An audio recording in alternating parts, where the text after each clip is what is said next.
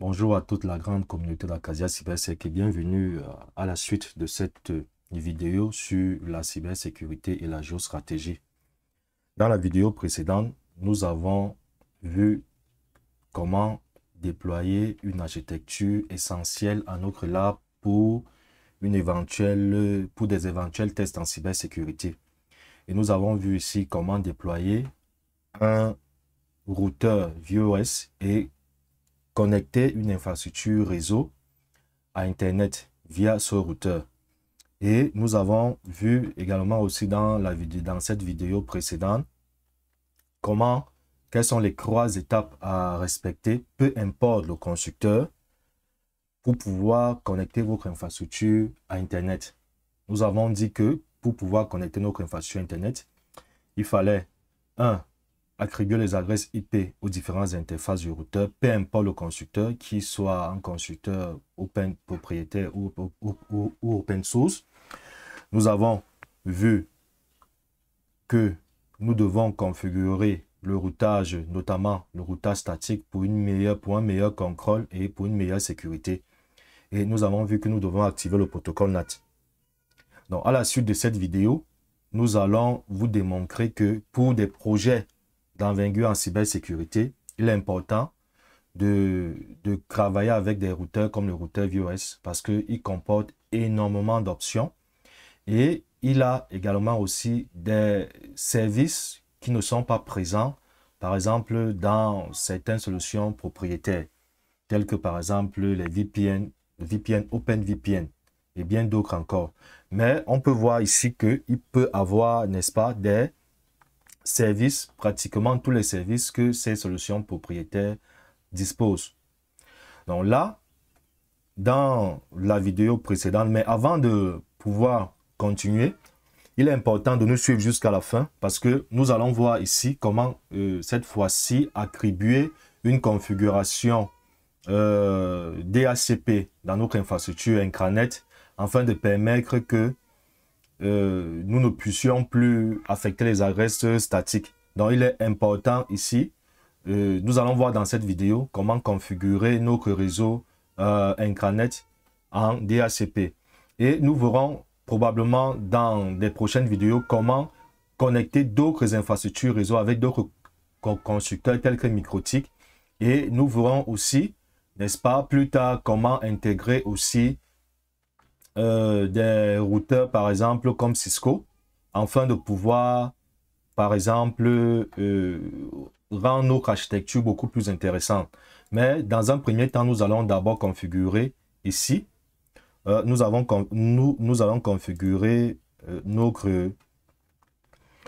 configurer déjà notre service DHCP. Mais avant de commencer, nous vous recommandons, pour ceux qui ne sont pas encore abonnés à la chaîne YouTube d'Acadia Cybersec, de s'abonner à la chaîne YouTube d'Acadia Cybersec sur la cybersécurité, la géostratégie. Ici, il est question, n'est-ce pas, de vous montrer comment déployer des grosses infrastructures cyber, ou bien des infrastructures en cybersécurité qui ne sont pas toujours disponibles pour le grand public, afin de pouvoir, n'est-ce pas, réaliser des projets de cybersécurité les plus rigoureux possibles et dans des conditions de sécurité optimales, les conditions de sécurité optimales. Enfin, de pouvoir pousser loin nos compétences dans la cybersécurité et la géostratégie et de comprendre aujourd'hui que la cybersécurité ne repose pas sur des solutions, par exemple des solutions propriétaires, mais elle ne repose pas également aussi sur... On ne peut pas réduire la cybersécurité à des certifications parce que, comme nous le disons dans Acadia Cybersec, une certification en cybersécurité est une goutte d'eau dans l'océan. Donc, la cybersécurité est beaucoup plus importante que le fait de réduire ça à des certifications. Mais ici, nous vous démontrons que vous pouvez réaliser des architectures complexes à l'image de ce que vous voulez et faire des tests de sécurité aussi grands, par exemple, que ce que vous pourriez trouver dans certains programmes. Donc, vous pouvez vous abonner. Et ici, nous allons voir l'architecture l'architecture modèle que nous utilisons, hein, bien sûr, l'architecture modèle que nous utilisons pour pouvoir réaliser ce projet, ce lab. Bon, donc ici, nous allons commencer parce que là, tout à l'heure, le projet a été éteint. Donc là, nous allons commencer. Voilà, et Acadia Cybersec donc travaille intensément avec son équipe de cybersécurité de géostratégie pour développer des programmes de très haut niveau et surtout dans des environnements de sécurité les plus rigoureux possibles. Et ceci en combinant des infrastructures complexes afin de vivre vraiment à 100% la réalité de la cybersécurité dans des grandes entreprises, quelle que soit la taille de l'entreprise, quelle que soit la sensibilité de l'entreprise. Les programmes sont développés dans cette vision-là. Nous vous invitons, n'est-ce pas, à suivre déjà nos programmes et à vous abonner à nos différentes plateformes Telegram afin de pouvoir vous-même expérimenter tout ce que nous sommes en train de dire. Ceci dit, nous allons revenir dans notre infrastructure ici. Déjà, nous avons notre Windows. Nous avons notre Windows 11 et nous avons ici notre Kali. Donc, on peut vérifier là que si nous lançons un ping, par exemple, vers Acadia, bon, si nous lançons un ping vers Acadia Cybersec, ici, on peut voir que le ping passe bien vers notre site Internet. Donc, et c'est la même chose si nous essayons de lancer un ping, par exemple, du côté de Kali, vers Internet aussi. Si nous lançons un ping vers acadiacybersec.net, ici, on peut voir que le ping passe bien. Bon, maintenant, ce que nous allons simplement faire ici, c'est de configurer le serveur DHCP afin que nous puissions cette fois-ci avoir automatiquement les adresses IP, que ça ne puisse plus passer de manière manuelle en fait. Et là, c'est le routeur ViewRS que nous allons utiliser ici pour configurer le serveur DHCP. Donc, ce qui signifie que nous allons ici configurer ce qu'on appelle le DHCP, CP Server. Donc, on va configurer le DHCP Server au niveau de notre réseau LAN ici. Donc, on va configurer pour que le DHCP Server soit automatique. Bon, déjà, ce qu'il faut savoir, généralement, c'est que nous avons, si nous venons ici, nous pouvons voir que nous pouvons utiliser notre console par défaut qui tourne justement sur Telnet. Mais le problème, c'est que généralement, lorsque vous allez configurer des commandes un peu plus longues, c'est-à-dire des commandes qui peuvent aller à un peu plus de... Ça ici, c'est uniquement pour le cas de GNS-Core, hein. Des commandes qui sont un peu plus longues là. Et là, vous aurez généralement des problèmes. Vous aurez des commandes qui vont... Vous aurez justement la commande qui ne va pas continuer, mais qui va venir s'ajouter ici. Et parfois, c'est désagréable. Donc, pour corriger ce problème, qu'est-ce qu'il faut faire?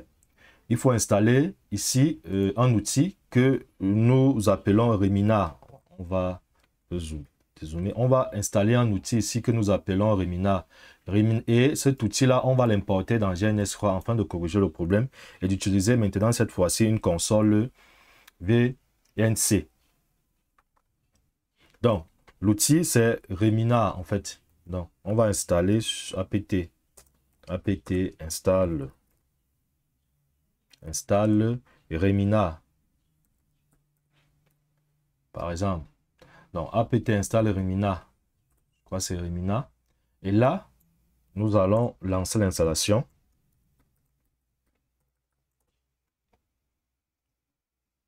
Ah.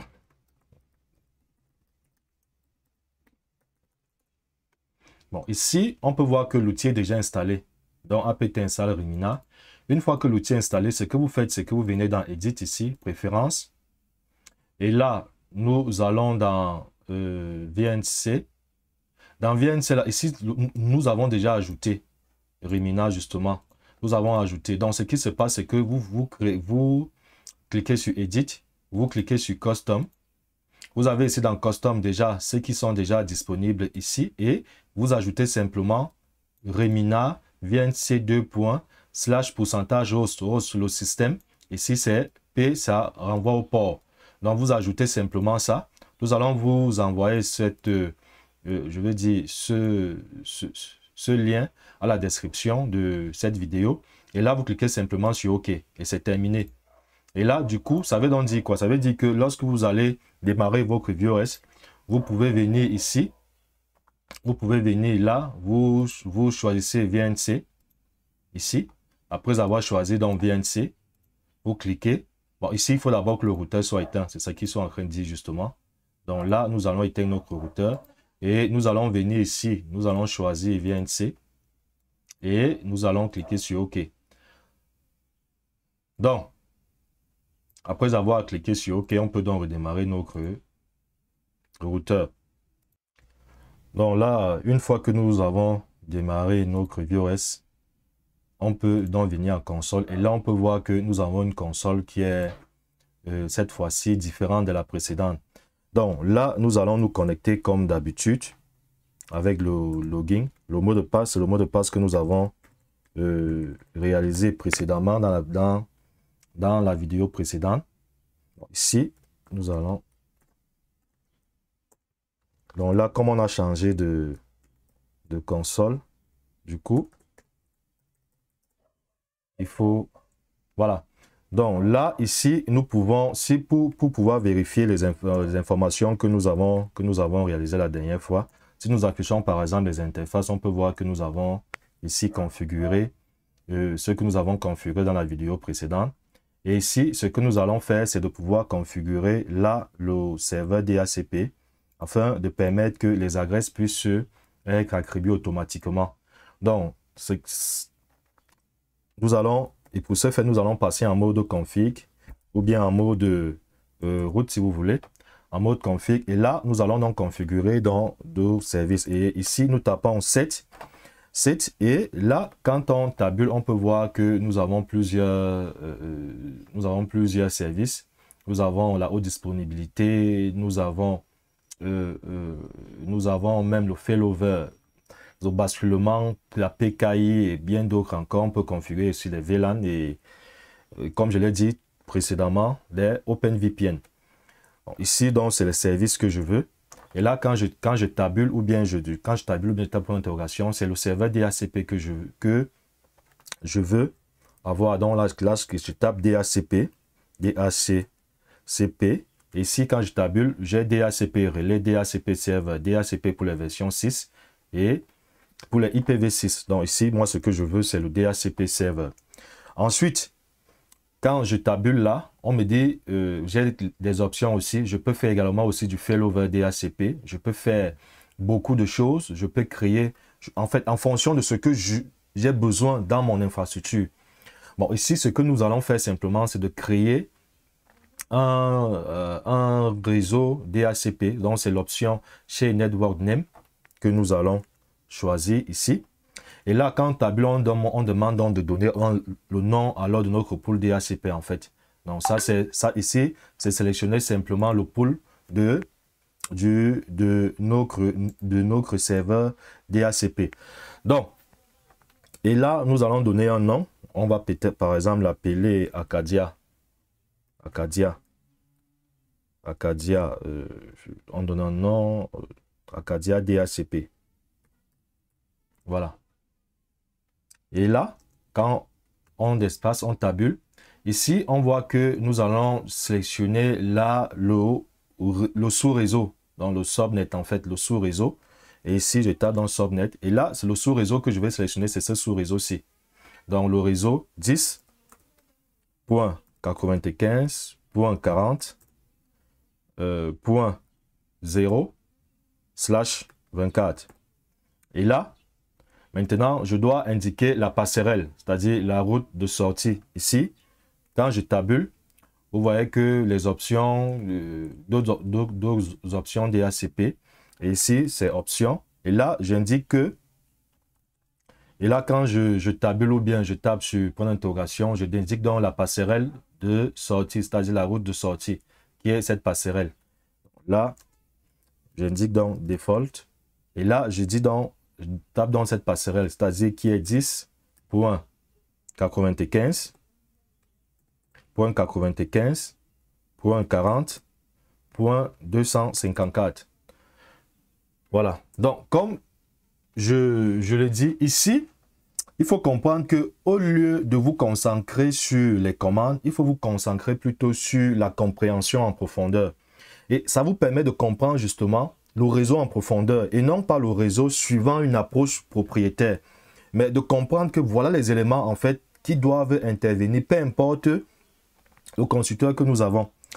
Et une fois que nous avons terminé, nous allons donc aussi mettre notre serveur. On va définir ici, vu qu'il faut un serveur DNS. Ici, nous allons choisir cette interface-ci comme notre serveur DNS pour que, voilà, lorsque les paquets vont sortir, comme ça, là, cette adresse IP va lancer la requête DNS pour que les résolutions de nom se passent facilement. Donc, on va simplement, ce qu'on va faire ici, c'est que on va rappeler la commande précédente, mais là, on va venir au niveau de, on va supprimer au niveau de default, et là, on va tabuler. Quand on tabule, on voit ici que nous avons name server DNS address. Ici, name server DNS address. Donc là, ce qu'on va faire, c'est qu'on va taper name server DNS et c'est cette adresse-ci que je vais saisir. Donc 192.168.122.1. Bien sûr, vous pouvez aussi mettre l'adresse, soit votre adresse DNS. Hein. Si vous avez un serveur DNS, c'est le moment de mettre son adresse ici. Ensuite, je mets dans le nom, par exemple. Je peux mettre ici dans le nom, par exemple. Supposons qu'on a un nom.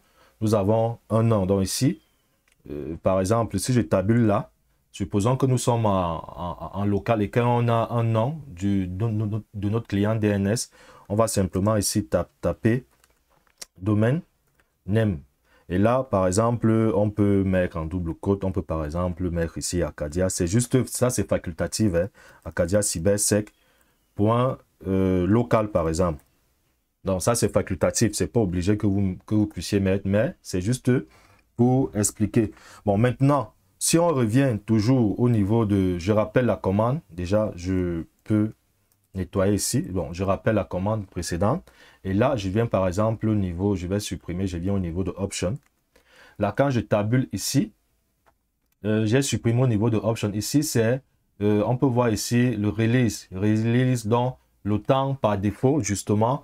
En fait, disons que c'est, comment on appelle ça déjà?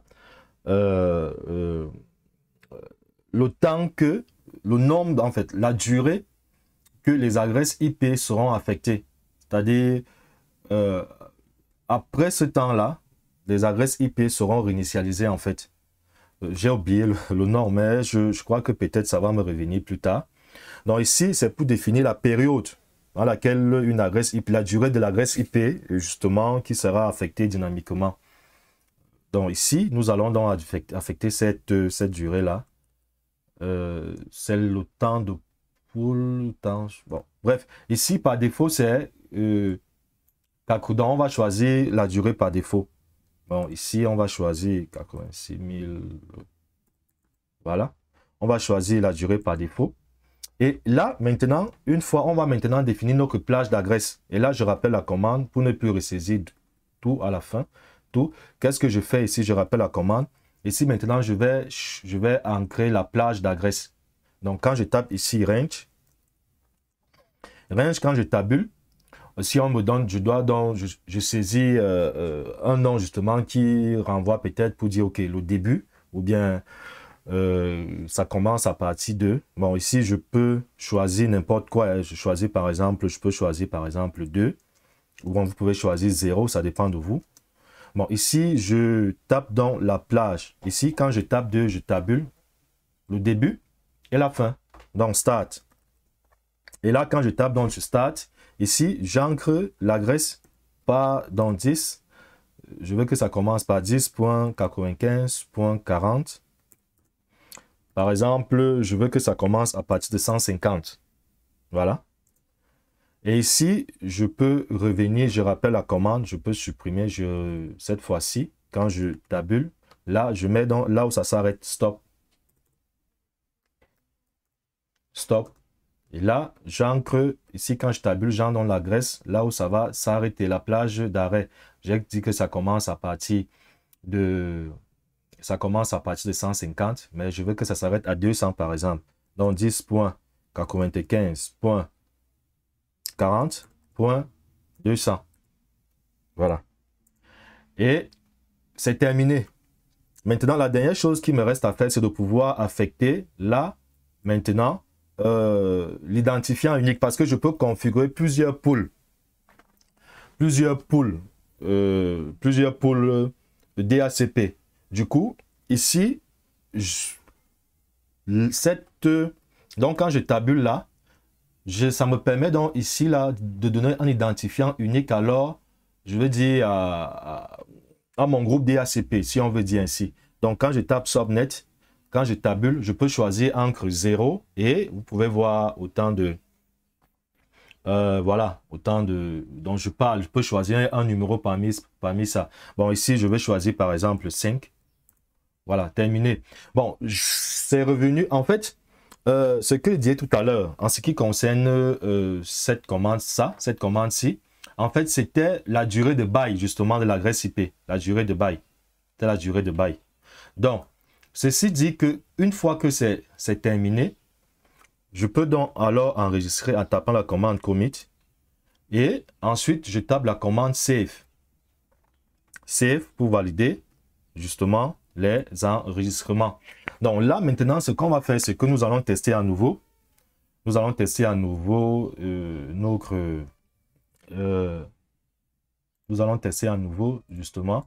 Bon, ce qu'on va faire ici, c'est de pouvoir, si nous tapons IP config, config, on peut voir l'adresse IP qui commence à 85 qui est en statique ici. Ce qu'on va faire simplement, ici, là, c'est de pouvoir venir ici au réseau. Donc, je vais venir ici. Je vais aller dans paramètres. Et là, je vais choisir d'affecter l'eau IP. Voilà. Donc, je vais choisir ici. Je choisis également aussi là. Voilà.